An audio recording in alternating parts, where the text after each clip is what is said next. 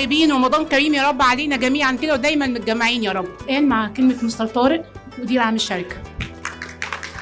السنة هاي انتوا ابدعتوا والحمد لله قدرنا نخلص المشروع اللي كان صار سنين نحكي فيه بتوحيد المصانع في مكان واحد.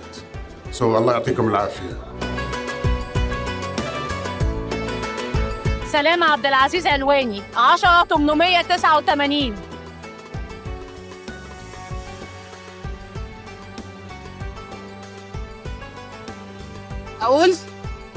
اقول خايف مش هتيجي شاشة